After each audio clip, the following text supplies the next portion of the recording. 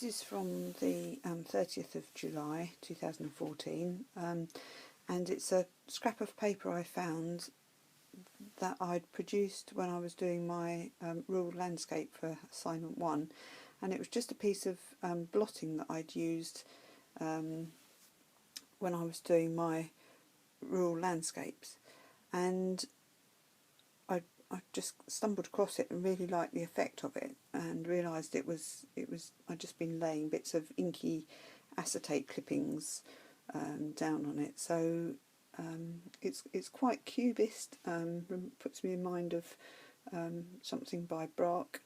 So I set out to see if I could recreate it and see what I could do with bits of acetate. And I just cut up some strips here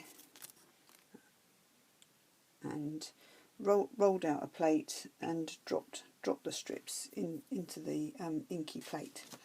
And these are the effects that I got.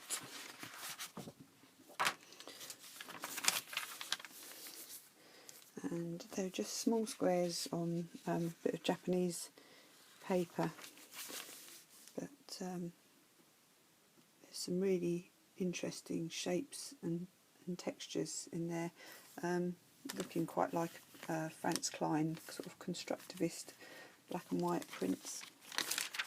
Just running through them. This one was where I put the strips onto a piece of paper and then rolled ink over the top of them.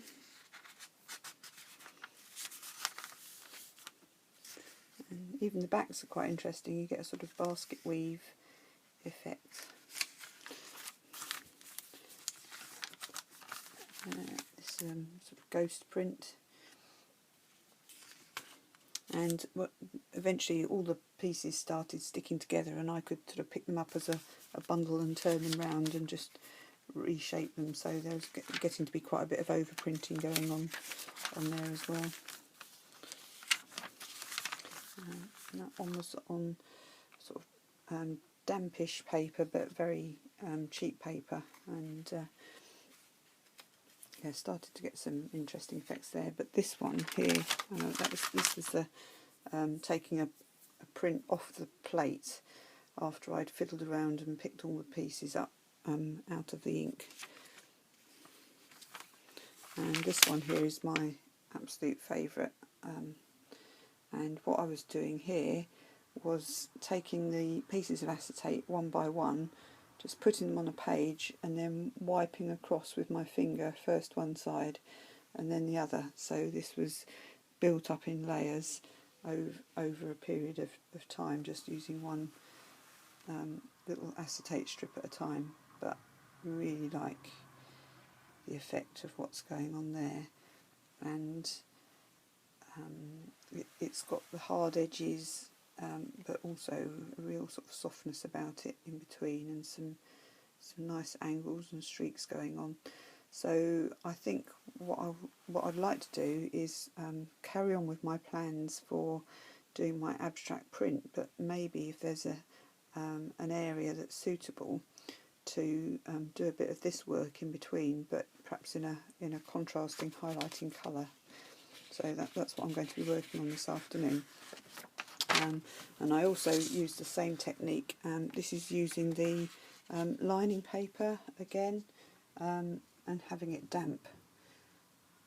And again, there's one laying down of the pieces of acetate, and then picking them all up and putting them on top again to create different types of prints. And the pieces of acetate I was using here were quite small, fiddly pieces, but it's occurred to me I could just as easily do this with quite large pieces, and they don't have to be straight lines, they could be lots of different shapes. So some really interesting effects coming there with the damp paper.